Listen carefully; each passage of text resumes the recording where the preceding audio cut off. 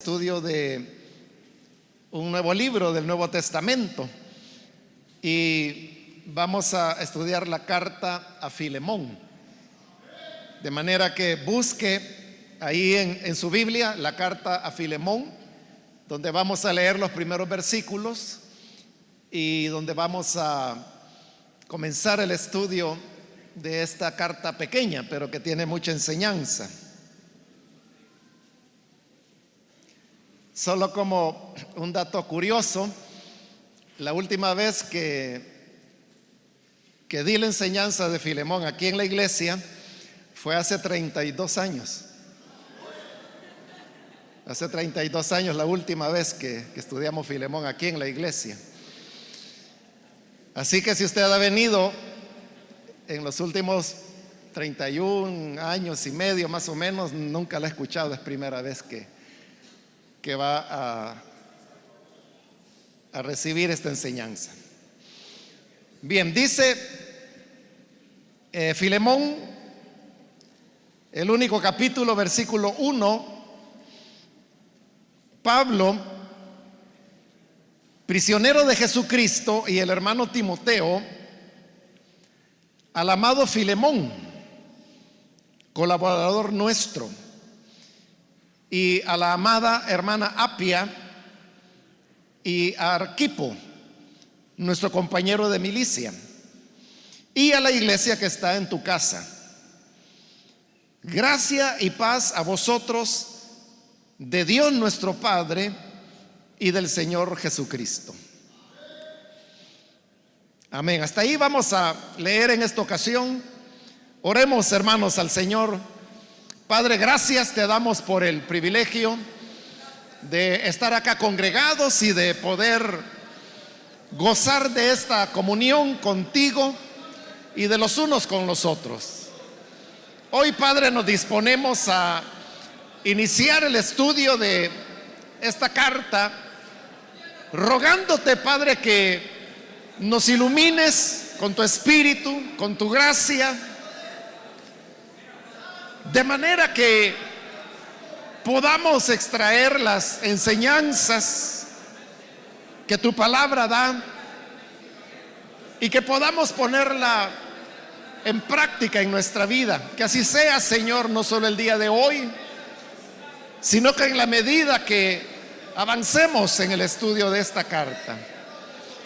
También ponemos ante ti, Señor, las peticiones de oración que tu pueblo envía, las cuales, Señor, tú conoces muy bien, y estamos confiando en tu gracia y en tu amor, que habrás de dar la respuesta, la salida que cada uno anhela y pide de ti, que sea hecho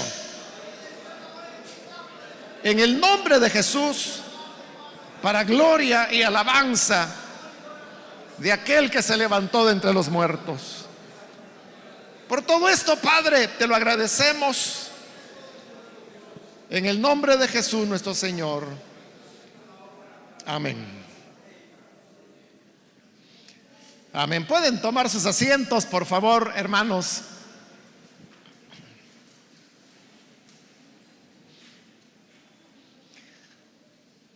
Bien, siempre, hermanos, que iniciamos el estudio de un libro de la Biblia, comenzamos con una introducción en la cual vemos como los aspectos generales, en este caso de la carta a Filemón, y que nos ayudan para podernos ubicar en el momento cuando, en este caso, la carta fue escrita, a quién fue escrita y la razón por la cual fue escrita.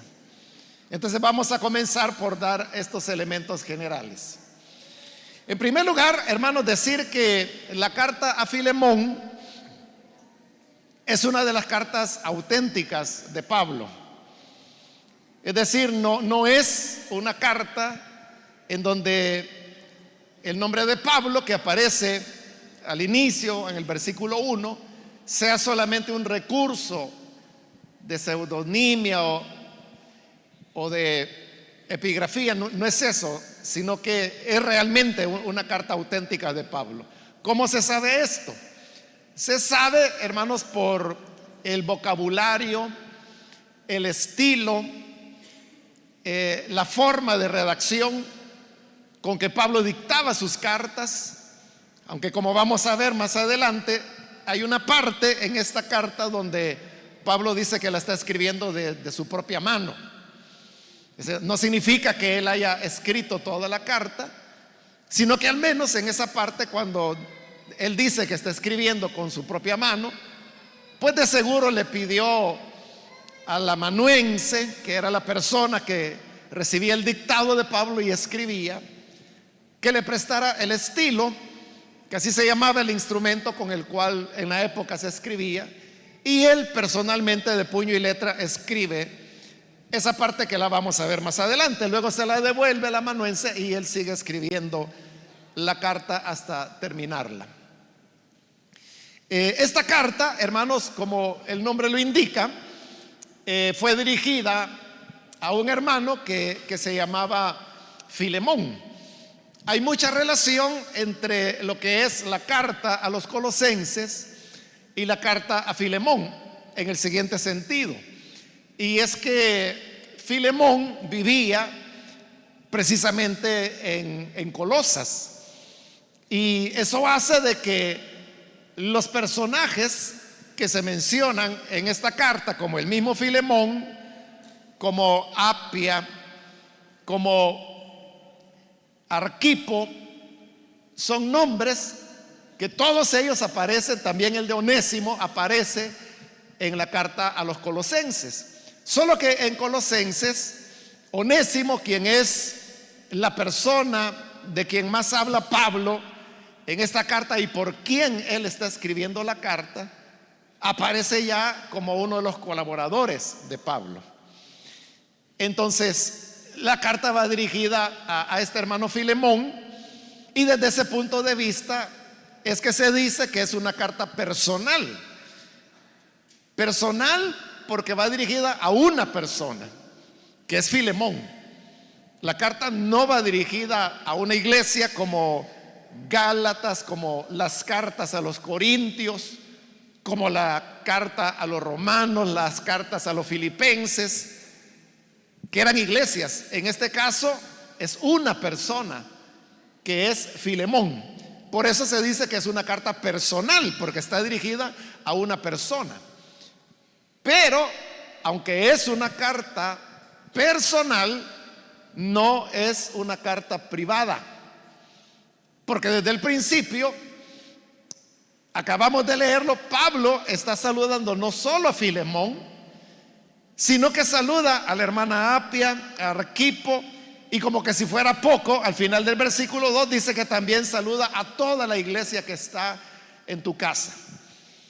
Entonces, cuando Pablo pone varios destinatarios, y uno de esos destinatarios es la iglesia que se reunía en la casa de Filemón, entonces era evidente de que Pablo tenía como intención que la carta se leyera públicamente en la congregación, como se acostumbraba a hacer en ese tiempo con todas las cartas que Pablo enviaba y con todas las cartas que circulaban.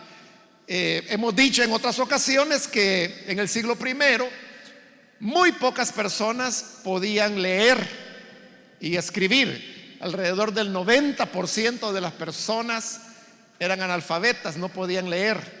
Entonces tenía que haber una persona que leía públicamente la carta, que no era escritura en ese momento, y lo hacía para todos. Entonces esta persona que leía, también he explicado en otras oportunidades que más que leer, lo que hacía era declamar. Ellos no leían como yo acabo de leer los primeros 3 versículos, que ha sido una lectura simple. Ellos lo que hacían es que le ponían intención, entonaban la voz, hacían ademanes, gestos. Por eso digo, era como declamar lo que hacían. Y al hacerlo de esta manera, las personas eran mayormente impactadas y les era más fácil también poder retener lo que la persona estaba leyendo, porque se hacía de una forma que impresionara a los demás. De manera entonces que Filemón es una carta personal, pero pública, no privada. Y las razones las vamos a ver dentro de un momento. Ahora, en el momento en que Pablo está escribiendo esta carta, él se encuentra preso. La carta, usted puede ver que solamente tiene 25 versículos, pero en esta carta tan corta, él menciona 5 veces el tema de que él es prisionero, o hace alguna referencia a las prisiones que él está enfrentando en este momento. Entonces es repetitivo el elemento de Pablo de estar mencionando, no solo en la introducción, porque así comienza la carta: Pablo, prisionero de Jesucristo. Y ahí está ya introduciendo la primera de las 5 menciones que él hace sobre el hecho de que está preso.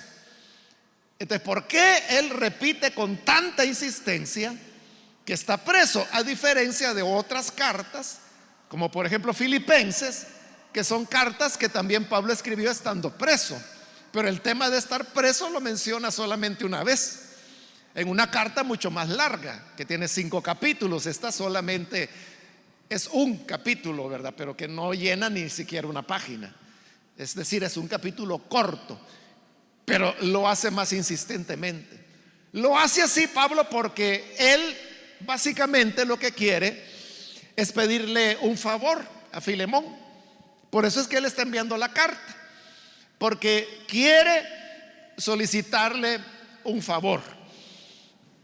Y cuando le solicita el favor, Pablo lo hacía con la autoridad que le daba el hecho de que Filemón era una persona que había creído al evangelio por el ministerio de Pablo. Y por eso es que Pablo, más adelante lo veremos, que le va a decir a Filemón que si Onésimo le debe algo o lo ha dañado en algo, entonces le dice: yo, Pablo, y ahí es donde él toma el estilo y escribe de su puño y letra: yo, Pablo, digo que lo pagaré, aunque, dice Pablo, tú mismo te me debes a mí. Y cuando él dice te me debes, se está refiriendo al hecho de que si no hubiese sido por Pablo, Filemón no hubiera llegado al conocimiento del evangelio. Entonces Pablo está preso, pero ¿cuál de sus prisiones? Porque Pablo estuvo preso en varias oportunidades. Determinar en cuál de las prisiones es que Pablo envió la carta, no solamente, hermanos, es un asunto de curiosidad, de uno querer saber. Es importante porque si logramos ubicar en cuál de las prisiones de Pablo es que él escribió su carta a Filemón, entonces eso nos va a ayudar a determinar aproximadamente la fecha en la cual la carta fue escrita. La dificultad, hermanos, con esta prisión, cuando Pablo escribe Filemón, es de que es una prisión que no está narrada en el libro de los Hechos de los Apóstoles. Es decir, no es la prisión cuando él ya fue detenido en Jerusalén y donde permanece detenido por varios años y que luego va a ser enviado a Roma, y todavía en Roma, así termina el libro de los Hechos, relatándonos que Pablo permaneció en una casa alquilada otros años más, dice, enseñando la palabra con toda libertad y sin ningún impedimento. Entonces no se refiere a ninguna de esas prisiones finales, si pudiéramos llamarlas así. Esta prisión de Pablo, como digo, no aparece en el libro de los Hechos, pero Pablo estuvo preso en Éfeso. Esa prisión que Pablo vivió en Éfeso, nosotros no tenemos mayor conocimiento de ella porque no aparece relatado en el libro de los Hechos de los Apóstoles. Entonces uno cree que lo que el libro de los Hechos no relata es porque no ocurrió, y cuando no es así. Los Hechos de los Apóstoles lo que va haciendo es que va dando una narración, pero que va saltando en el tiempo, y a veces son saltos de años. Pero ¿cómo sabemos entonces de que hubo una prisión que Pablo tuvo en Éfeso? Lo sabemos de manera indirecta, por deducción de las cartas que Pablo escribió cuando estuvo en esa prisión, porque son en realidad 3 cartas que Pablo escribió estando preso en Éfeso. Están las 2 cartas que él envió a la iglesia en Filipos, que hoy nosotros la conocemos como la carta a los filipenses. En realidad esas son 2 cartas, pero que cuando ya fueron la recopilación de las cartas de Pablo, esas 2 cartas se fusionaron para hacer una sola, de lo que hoy nosotros conocemos como la carta a los filipenses, pero realmente fueron 2 cartas. Y la otra carta o tercera carta que Pablo escribió desde esa prisión es Filemón. Entonces esto significa que la carta Pablo la escribe en Éfeso, y desde Éfeso se la está enviando a Filemón, quien hemos dicho que vivía en Colosas. Entre Éfeso y Colosas había una distancia de aproximadamente unos 168 kilómetros. Es decir, que estamos hablando algo así como de aquí de Santa Ana a San Miguel. Esa era la distancia que separaba Éfeso de Colosas, a donde Filemón vivía. Entonces Pablo está enviando una carta desde la prisión, pero hermanos, esta prisión de Pablo en Éfeso podríamos decir que fue una prisión bastante benigna, si se puede decir de alguna manera, porque la condición en la cual Pablo estuvo detenido en Éfeso es muy diferente cuando él es detenido ya en Jerusalén y en otros lugares como en Filipos, donde hasta lo habían azotado, ¿verdad? Y lo metieron a lo más refundido de la cárcel. Recordemos que Pablo era un ciudadano romano. Él nunca lo dice, pero sí se menciona en el libro de los Hechos de los Apóstoles. Entonces, como él ya tenía la ciudadanía romana, eso le daba ciertas consideraciones, incluso cuando era detenido como ciudadano romano. Entonces, la condición en la cual él vivía era una condición de custodia, ciertamente, porque estaba detenido, pero donde él gozaba de ciertas libertades. Los romanos a este tipo de detención le llamaban libera custodia. O sea, es un nombre en latín, ¿verdad? Libera custodia, que hoy en día no tendría un equivalente, porque no es una libertad condicional, no es eso, sino que era estar detenido, pero con algunas libertades. Esto lo podemos entender muy bien, hermanos, con tan solo recordar las condiciones en las cuales Pablo estuvo detenido en Roma, que acabamos de mencionarlo, ¿verdad? Está relatado al final de los Hechos de los Apóstoles. O sea, Pablo no fue llevado a un calabozo romano, no fue así, sino que dice que a él se le permitió vivir en una casa. Claro, él tenía que pagarla, ¿verdad? Él alquiló una casa. En esta casa él vivía, ahí él estaba custodiado, tenía soldados que lo estaban vigilando, pero no era un calabozo. Y Pablo en esta casa no podía salir de ahí, obviamente. Era como una detención domiciliar. Entonces Pablo allí podía ser atendido por sus amigos, y por eso es de que él recibía a los judíos de Roma que llegaban día a día a escuchar lo que él tenía que enseñarles.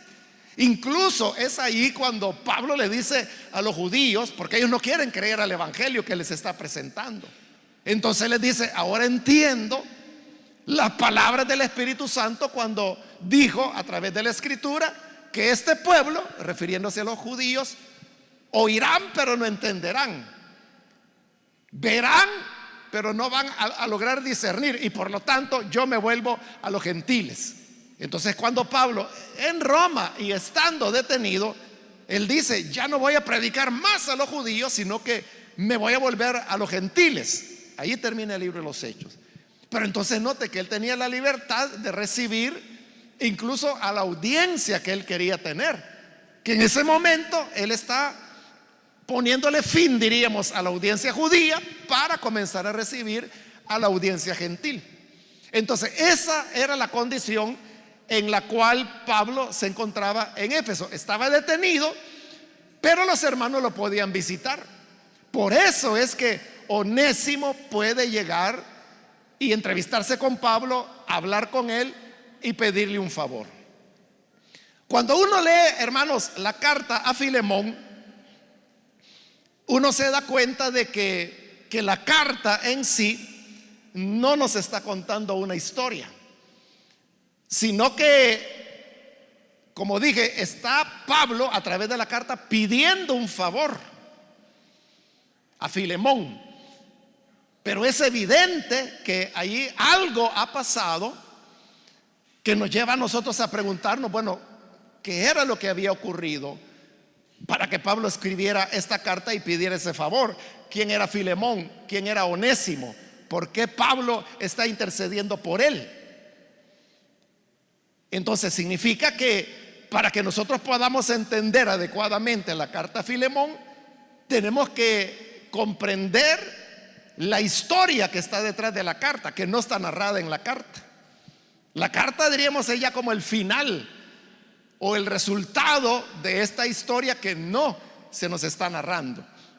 Y aquí viene el problema, y es que como la historia no está narrada en ningún lugar de la Biblia, del Nuevo Testamento, entonces queda prácticamente a discreción de cada persona tratar de imaginar qué era lo que pasaba, cuál es esa historia que había sucedido y que está dando como resultado que Pablo hoy redacte la carta a Filemón.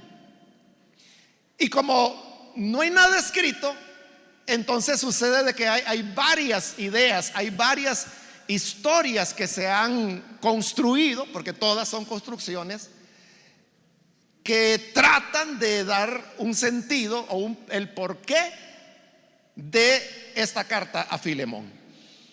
No nos vamos a meter, hermanos, a ver cada una de esas tres interpretaciones que son las principales, sino que nos vamos a ir directamente a la que la mayor parte de eruditos, la mayor parte de biblistas han considerado que es la historia que mejor hace justicia al contenido de la carta.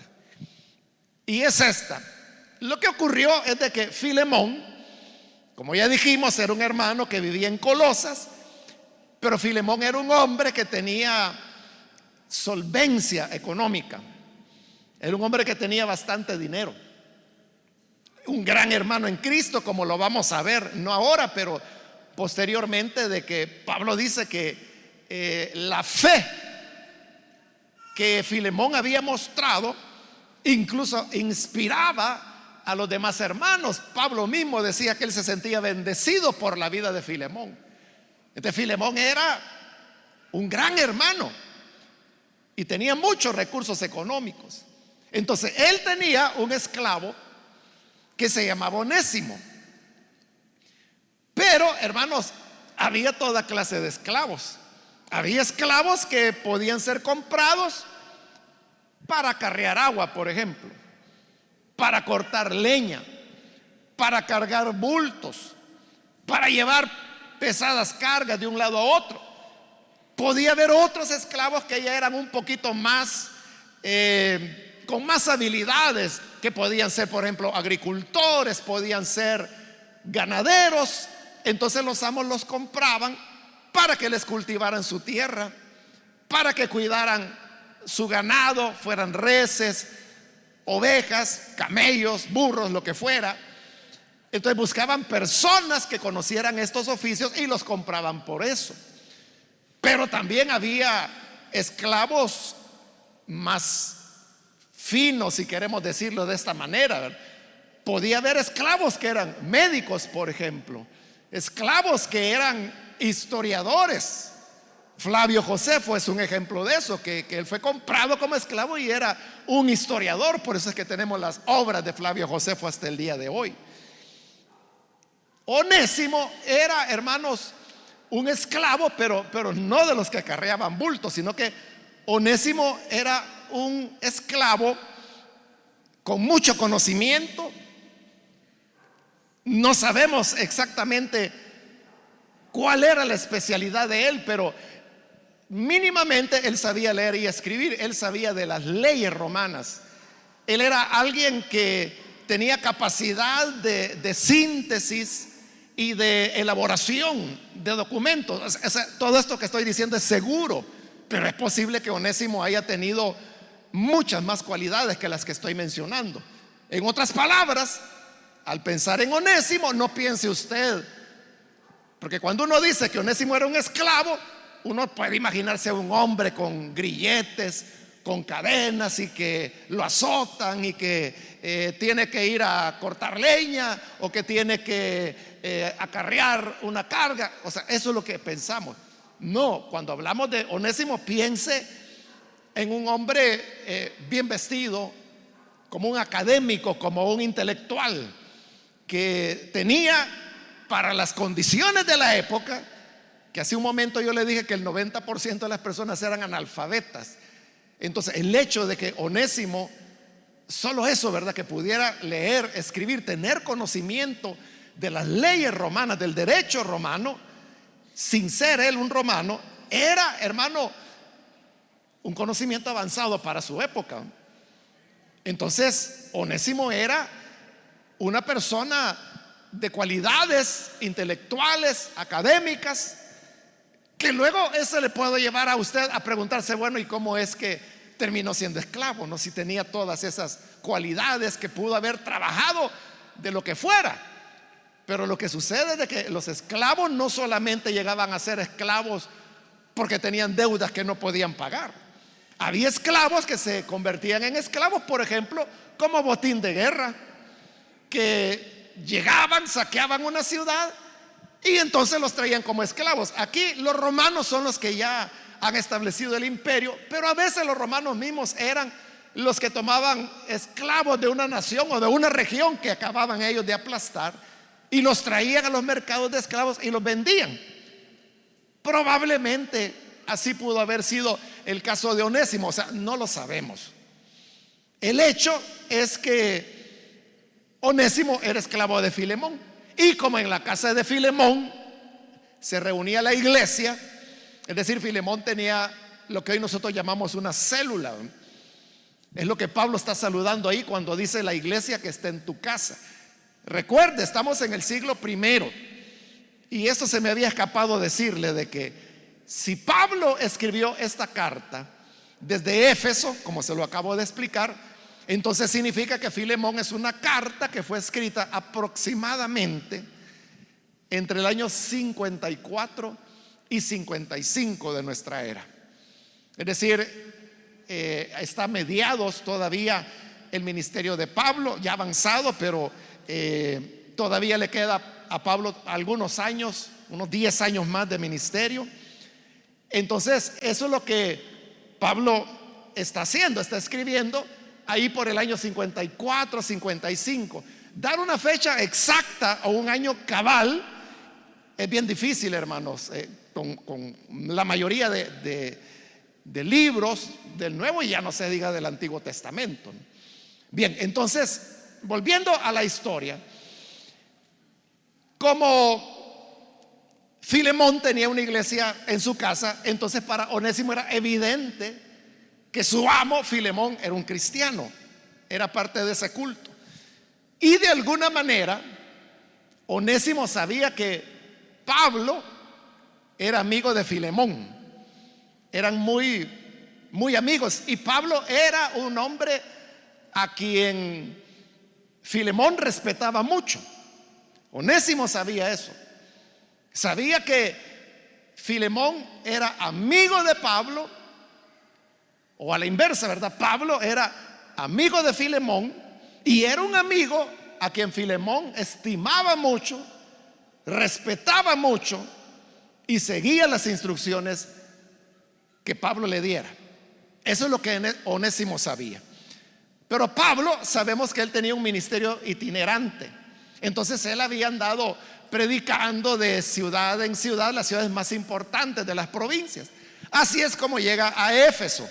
Recordemos que en Éfeso es donde se produce el alboroto de los plateros, y algunos han pensado de que como resultado de ese alboroto es que Pablo terminó preso.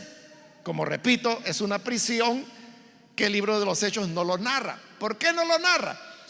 Posiblemente por lo que dije de que fue una prisión bastante benigna, porque Pablo fue tratado bien, estaba custodiado, pero no estaba en un calabozo, estaba en una casa, podía recibir a los hermanos. Entonces, digamos que Pablo estaba sufriendo, no era propiamente la palabra, ¿verdad? Pero que estaba prisionero por Jesucristo, como él lo dice, eso era un hecho real. Entonces, no sabe Onésimo, o a lo mejor lo supo de manera indirecta a través de Filemón, que Pablo estaba detenido en Éfeso, como hemos dicho, relativamente cerca, ahí nomás en Éfeso. Entonces, algo, hermanos, sucede con Onésimo. Onésimo, con todas las características que hemos mencionado, de seguro llevaba funciones administrativas en casa de Filemón. Él administraba, no sé, económicamente, financieramente o legalmente, no lo sabemos, pero algún tipo de función así tenía que tener un esclavo con las características que Onésimo tenía. Pero algo pasó, o sea, ahí es donde algunos dicen que Onésimo le robó a Filemón, porque Pablo está diciendo acá, o lo va a decir más adelante, hablando de Onésimo, le dice a Filemón: si en algo él te debe, yo, Pablo, y dice, escribo de mi mano, yo te lo voy a pagar. O si en algo te dañó, yo te voy a pagar. Pero ¿qué pudo ser eso? Como le digo, la idea común es de que Onésimo había robado algo de Filemón y que por eso se había escapado. Pero si Onésimo tenía las cualidades que hemos mencionado, entonces, hermano, es muy improbable que él haya robado. O sea, ¿por qué se iba a interesar por robarse una tontera, verdad? Cuando él tenía todas las cualidades que tenía y la confianza que Filemón le había dado. Más bien podría parecer, esta es otra suposición, ¿verdad? Porque aquí estamos suponiendo, porque le dije que las historias son todas construidas. Pudiera ser que, como Onésimo era el administrador, probablemente en esas funciones administrativas él cometió algún error que le supuso una pérdida a Filemón. O sea, eso puede ocurrir, ¿verdad? Hoy ya no hay esclavos, pero hay empleados. Entonces pudiera ser que un empleado, un contador o un administrador de un almacén, de una fábrica, pudiera ser que él cometiera un error administrativo y que eso le va a costar dinero a la empresa. En este caso, Filemón era el amo, entonces él tiene una pérdida por un error. Aquí estamos suponiendo, ¿verdad?, que Onésimo pudo haber cometido. Entonces, cuando Onésimo se da cuenta de que por una omisión o por algo que hizo erróneamente, equivocadamente, le ha provocado una pérdida a su amo, entonces esto hace temer a Onésimo y hace que Onésimo vaya en busca de Pablo, porque lo que Onésimo quiere es que Pablo interceda a favor de él delante de Filemón, para que Filemón lo pueda recibir. O sea, él, si este es el caso, lo que estoy describiendo, Onésimo lo que quería era: mire, amo, yo cometí el error, yo sé que esto le ha representado una pérdida, pero esto no fue algo intencional. Sí, yo me equivoqué, yo cometí un error, pero no es mi intención. Yo quiero que todas las cosas le vayan bien, y de aquí en adelante, si usted me mantiene la confianza, yo voy a trabajar para que todos los negocios vayan bien, que las cosas marchen sanamente, y vamos a tratar de reponer, que sus ganancias aumenten para reponer lo que se perdió. Pero para que Onésimo pudiera decirle esto a Filemón, tenía que haber alguien que intercediera a favor de él. Hoy, hermanos, se sabe a través de algunos escritos antiguos que son de la época del siglo I. Hay un especialista, un abogado romano, Próculo se llamaba él. Próculo era un abogado muy docto, muy conocedor.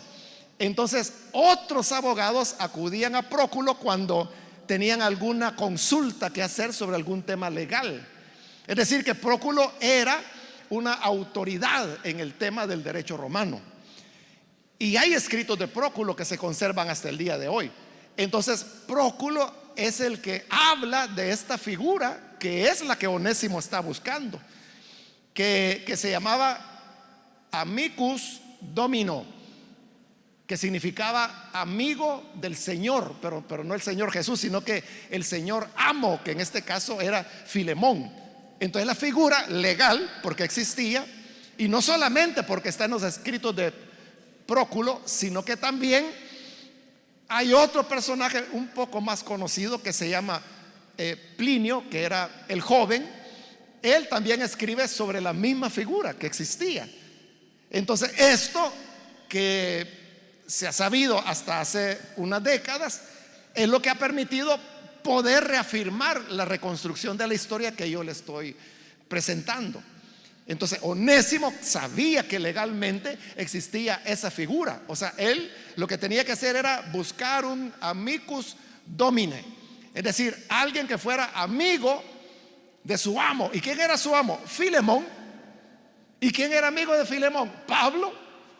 Pablo era el gran amigo de Filemón y era, como hemos dicho, el amigo a quien Filemón respetaba mucho. Entonces lo que tenía que hacer en este caso Onésimo, que era el esclavo, era buscar a Pablo y entonces decirle: Pablo, mire, ocurrió esta y esta situación. Onésimo no era cristiano, él no era cristiano, pero sabía que su amo, que era Filemón, sabía que era cristiano y sabía que Pablo era el que enseñaba a Filemón y enseñaba a la iglesia.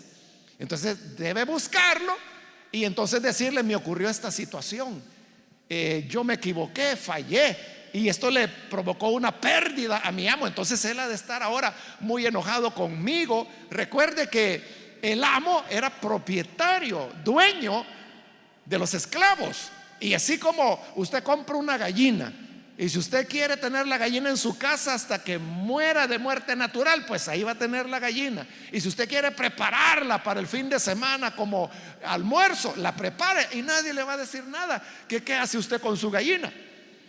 Igual era con los esclavos. Entonces el temor de Onésimo, que no entendía el cristianismo porque él no era cristiano, era que Filemón tomara una medida muy drástica con él. Pero Onésimo quiere seguir trabajando con Filemón. Onésimo quiere continuar sirviéndole, pero ahí es donde necesita la intercesión de Pablo. Entonces Onésimo había oído que Pablo estaba en Éfeso. Entonces él tiene que caminar desde Colosas hasta Éfeso, que hemos dicho eran como una semana de camino, yendo un poco despacio, ¿verdad? 168 kilómetros. Llega hasta Éfeso y como Pablo está bajo custodia, pero con estas libertades que como ciudadano romano él tenía derecho, él puede entrar a la casa donde Pablo está, platicar con él, le presenta el caso y le dice: Pablo, usted me conoce, usted me vio varias veces allá en Colosas, en la casa de mi amo, pues me ocurrió esto y esto, pero no fue mi intención. Entonces yo quiero reconciliar las cosas con mi amo Filemón, pero yo quiero que usted intervenga, que interceda por mí para que así él pueda tomar una actitud abierta y escucharme y que podamos llegar a conciliar las cosas. Entonces Pablo recibe a Onésimo, pero como él mismo lo dice en la carta, no solo lo escucha y lo recibe, sino que también lo evangeliza. Y como resultado de este evangelismo, Onésimo cree, se convierte. Por eso es que Pablo va a decir en la carta, hablando de Onésimo, dice: a quien engendré en mis prisiones. Estando preso, él seguía hablando de Jesús, le habla a Onésimo y Onésimo cree y se convierte en cristiano. Permanece un tiempo con Pablo y cuando está con Pablo, entonces Onésimo comienza a servir a Pablo, a ayudarlo, a asistirlo, a atenderlo. Y Pablo ahí se da cuenta del valor que Onésimo tiene. Se da cuenta que él es un hombre inteligente, ahora un hermano ya, pero analítico, educado, con mucha formación. Entonces Pablo se da cuenta que este es un hombre utilísimo para la obra. Y por eso es que en la carta le va a decir a Filemón: mira, a mí me hubiera encantado quedarme con él. Me hubiera encantado que Onésimo se quedara conmigo para que fuera mi colaborador en la obra de Dios, para que fuera alguien que me ayudara a hacer la obra.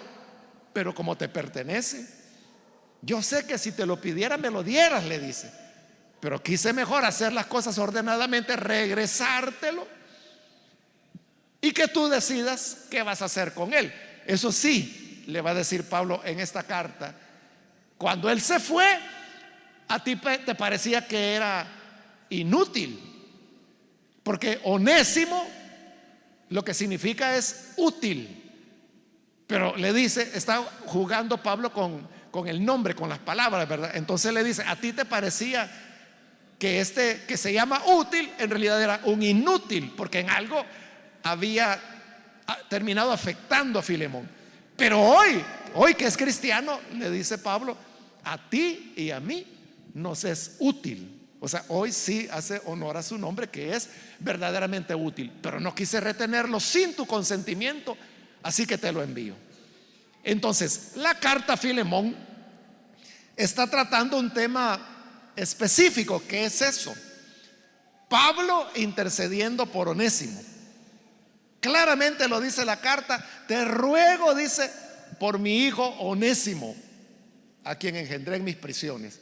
Y le comienza a decir todo esto que he estado explicando, ¿verdad? Que él te falló, fue inútil, pero mira que ahora ha nacido de nuevo.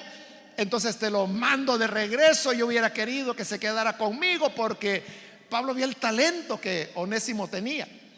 Entonces la carta es eso, hermanos. Es una carta, si usted quiere, de recomendación, pero más que de recomendación, es una intercesión que Pablo está haciendo por Onésimo, a quien acaba de ganar para el evangelio.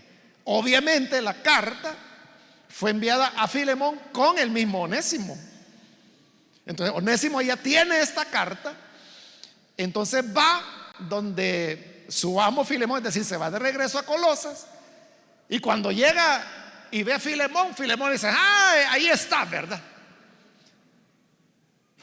Pero Onésimo le dice: mire, amo, antes de nada, aquí hay una carta que viene de parte de su amigo, de Pablo, léala. Entonces Filemón lee esta carta. Entonces ahí se da cuenta de que Pablo está intercediendo por Onésimo. Y entonces el final de la historia es que termina recibiéndolo. ¿Cómo sabemos que termina recibiéndolo? Porque en la carta a los Colosenses, Pablo vuelve a mencionar a Onésimo y se refiere a él como su colaborador.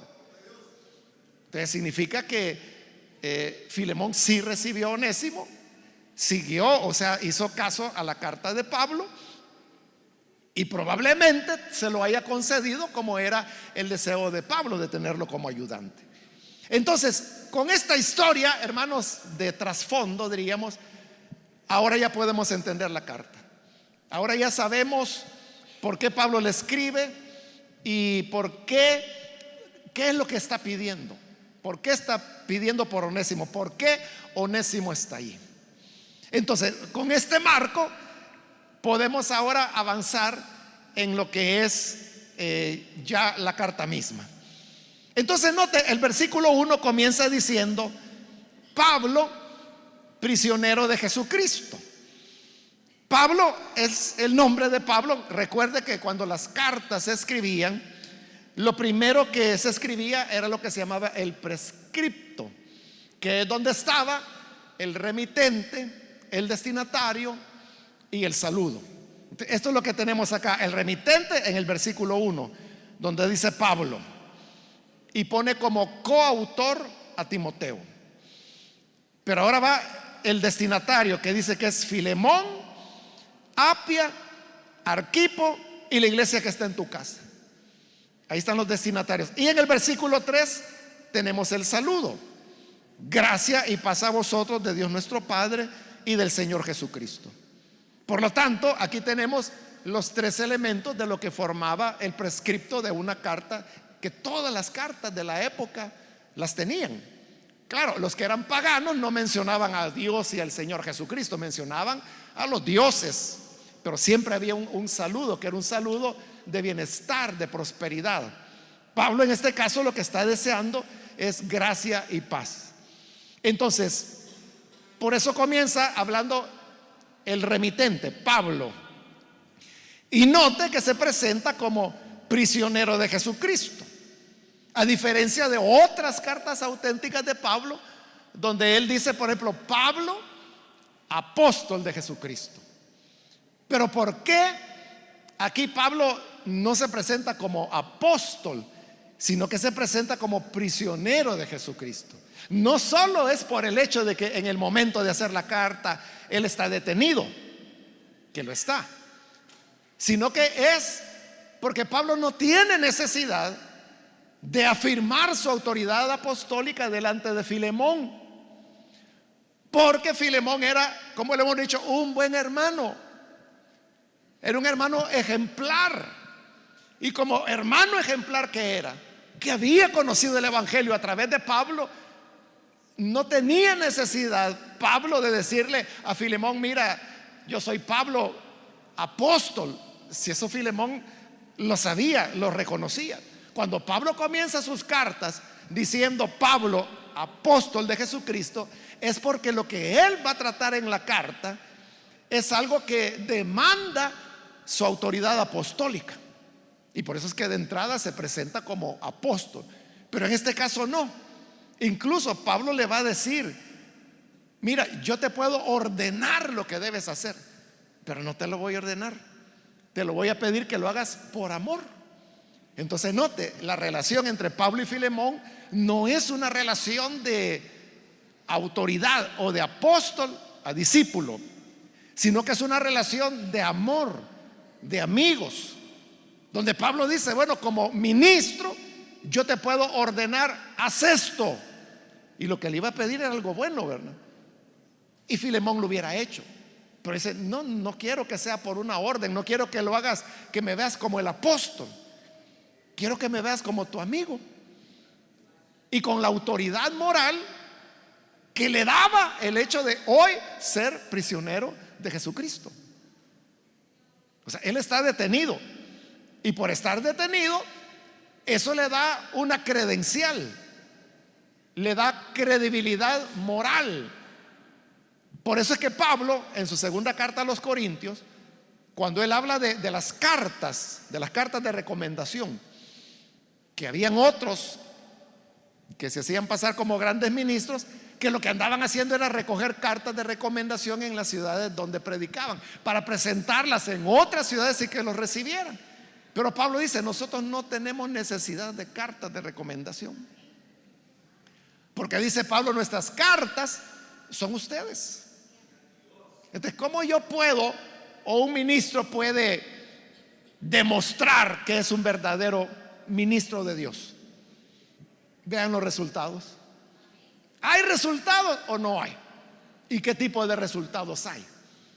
Entonces, por eso Pablo dice, nuestras cartas de recomendación son ustedes. Pero aún con eso, Pablo comienza a enumerar qué lo valida a él como ministro.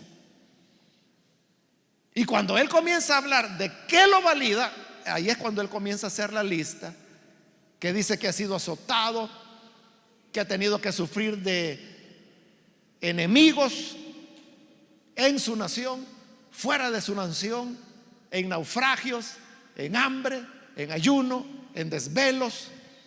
3 veces he sido azotado con varas, decía Pablo. Las prisiones que había vivido. Todos estos sufrimientos lo que hacían era validar el ministerio de Pablo. Cada uno de estos sufrimientos para Pablo era como una medalla que le habían puesto. Usted sabe, los militares, cuando han tenido un desempeño destacado en el campo de batalla, que les dan la medalla de bronce, que la medalla de plata, que la medalla de oro. Hay distinciones.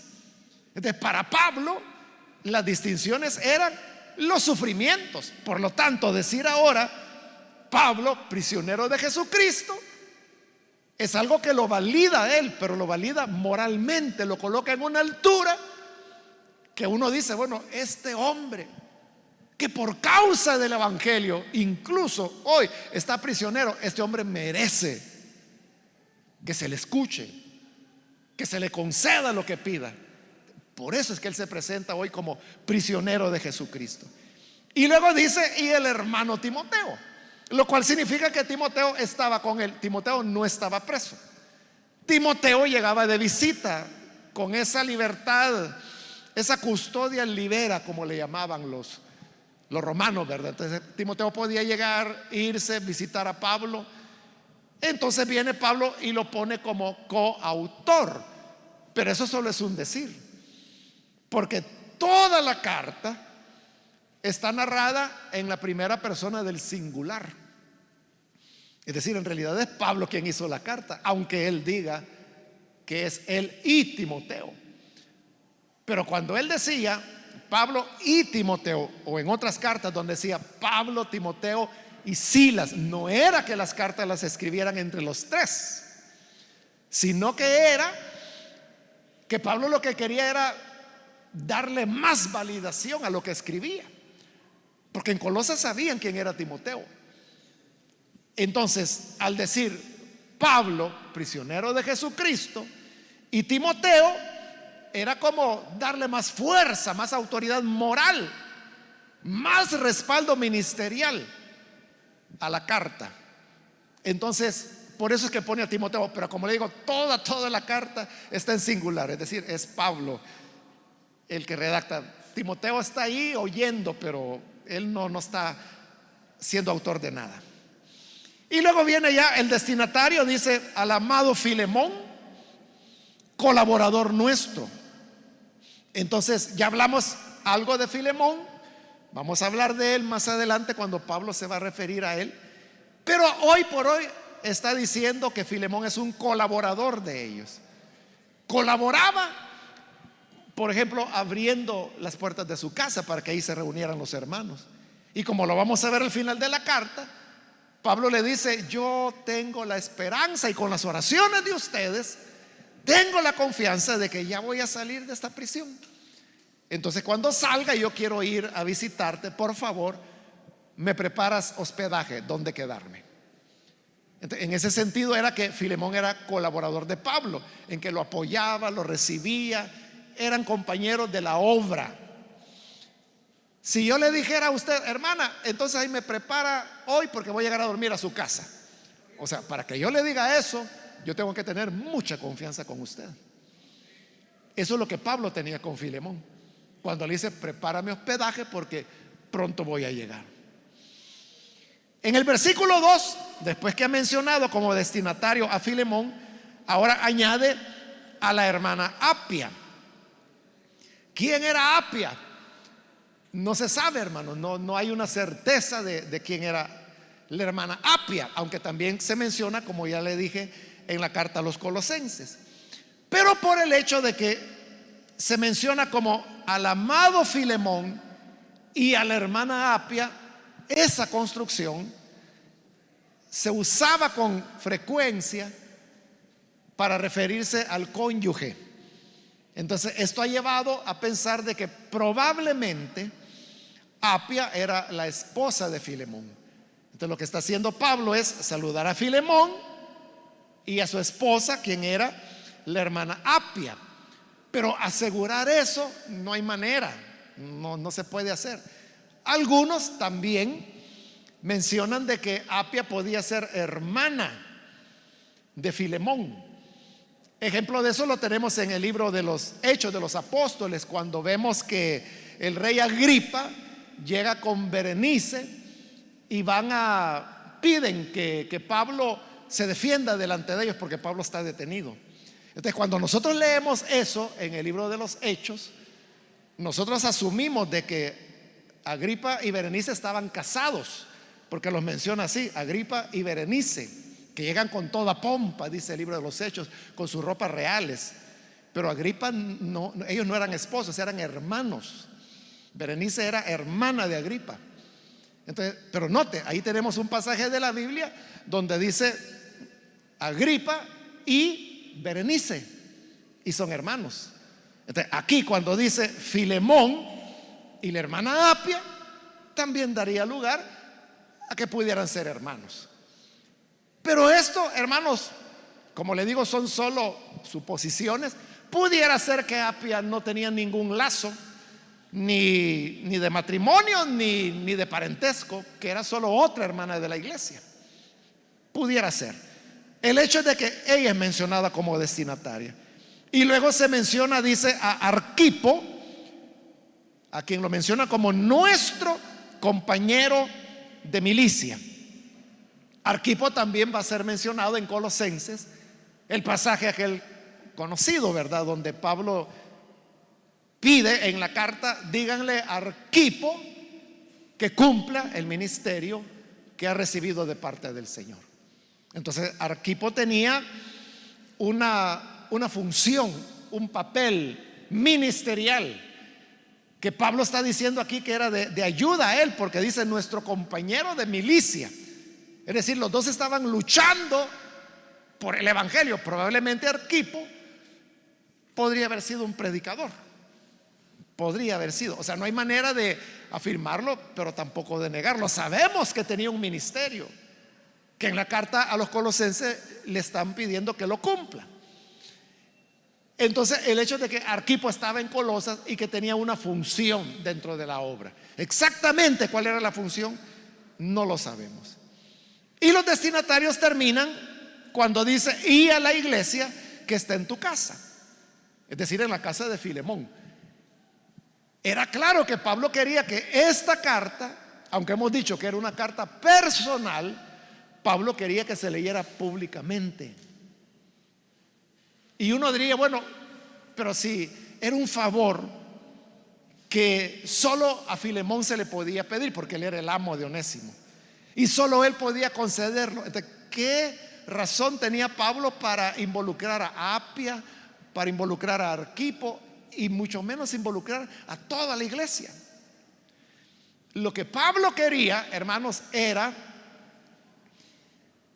darle una lección a la iglesia, enseñar a través de esta carta un elemento muy importante, porque este es el único libro de la Biblia que trata tan de cerca el tema de la esclavitud. Y la enseñanza que Pablo está dando aquí sobre la esclavitud es que por Cristo los lazos de esclavitud son abolidos. Y por eso es que le va a decir a Filemón ahí que te envía a Onésimo, le dice, y ya no lo recibas como un esclavo, sino que recíbelo como a un hermano en Cristo. Entonces note, la relación está cambiando. Legalmente Onésimo seguía siendo esclavo de Filemón, legalmente, pero Pablo le está pidiendo que el trato ya no sea lo que la ley dice, sino que sea lo que la hermandad cristiana, el amor cristiano, el amor ágape recomienda para los cristianos. Entonces, esa enseñanza es fundamental, es un parteaguas en el tema de la esclavitud. Lo vamos a ver con detenimiento cuando lleguemos a ese lugar, pero esta enseñanza es la que Pablo quería que la iglesia la conociera, porque iban a ver el cambio de relación entre Filemón y Onésimo, porque como era sirviente en la casa donde estaba la iglesia, entonces los hermanos iban a ver el cambio. Pero Pablo quería que supiera la iglesia a qué se debía el cambio. Y terminamos, hermanos, con el saludo que está en el versículo 3: gracia y paz a vosotros de Dios nuestro Padre y del Señor Jesucristo. Este, hermanos, era el saludo estándar, podríamos decir, que Pablo utiliza en sus cartas, en casi todas sus cartas. En algunas lo extiende un poco más, pero básicamente lo que Pablo saludaba era gracia y paz. La gracia de Dios, que es la que nos da la salvación, y la paz que viene como consecuencia de esa reconciliación que la gracia ha producido. Por lo tanto, son dos elementos inseparables que están presentes en la vida de todo creyente. Y por eso es que él saluda diciendo gracia y paz, la cual o las cuales vienen de dos fuentes, dice Pablo: de Dios nuestro Padre y del Señor Jesucristo. Es decir, la gracia y la paz no solo la da el Padre y no solo la da el Hijo, sino que la da el Padre y nuestro Señor Jesucristo. De Él es que hemos recibido gracia y paz. Entonces, ahí, hermanos, tenemos la introducción, diríamos, a la carta, el proscripto de la carta. Y en la próxima oportunidad vamos a hablar ya propiamente del texto, y todavía vamos a seguir hablando de otras generalidades de la carta que hoy por razón de tiempo no se las comento, pero lo vamos a hacer en la próxima oportunidad. Vamos a cerrar nuestros ojos. Antes, hermanos, de hacer la oración, yo quiero invitar a las personas que todavía no han recibido al Señor Jesús como su Salvador. Pero si usted ha venido a la iglesia, ya sea que es primera vez que viene o ha venido en otras oportunidades, pero todavía no ha recibido al Señor Jesús como su Salvador, yo quiero invitarle para que aproveche esta oportunidad y usted pueda recibir la salvación, la vida que nuestro Señor Jesús ha venido para ofrecer. Esa gracia, esa paz de la cual Pablo habla, no solamente era para Filemón, para Apia, para Arquipo, no solo para la iglesia de los colosenses, es para todos aquellos que creemos, y por lo tanto es para usted. Entonces yo quiero invitar, si hay algún amigo o amiga que hoy necesita venir a Jesús por primera vez, quiere experimentar la gracia del perdón, la paz que viene como resultado de creer en Jesús, yo le pido, en el lugar donde está, por favor, levante su mano en señal que desea recibir al Señor Jesús, y vamos a orar por usted. Con toda confianza puede levantar su mano. Hoy es un buen día para hacerlo. Tan solo levante su mano. Lo que queremos es orar por usted, y por eso le pido levantar la mano para saber si hay personas que quieren recibir esta oración. Si hay alguien, levante su mano en este momento. Hágalo con toda confianza y vamos a orar por usted. ¿Hay alguna persona que lo hace?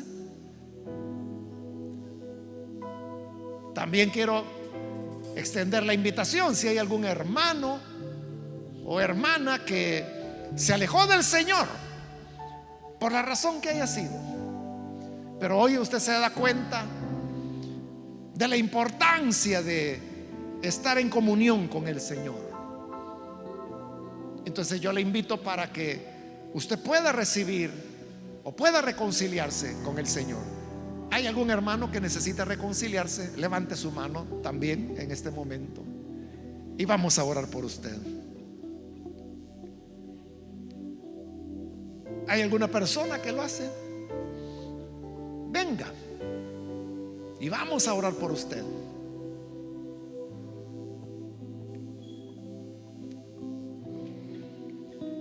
Voy a hacer una última llamada, pero si hay alguien más que necesita venir al Señor por primera vez o necesita reconciliarse, hoy es su momento.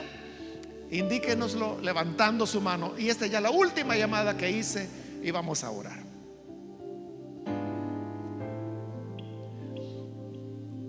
Hermanos, que el Señor nos estimule siempre a conocer más y más de su palabra, y lo más importante, a poner por obra lo que Él nos enseña. Señor, te damos las gracias, pues tu palabra es la que siempre nos anima, y vemos en el ejemplo de hombres como Pablo, que por causa del testimonio del Evangelio llegó a padecer incluso prisiones, Pero sabemos, Padre, que esto lo que hace es acrecentar la moral, la validación de tus hijos y de tus hijas. Ayúdanos para que nosotros entendamos que las contrariedades, los conflictos, las pruebas, los ataques que podamos enfrentar, lo que hacen es validarnos aún más. Y que siempre, Señor, aún en las situaciones de mayor limitación, nunca dejemos de presentar tu evangelio, de evangelizar a otros con las buenas nuevas de salvación y estar dispuestos a ser reconciliadores, pacificadores. Es nuestra oración por Jesús nuestro Señor. Amén.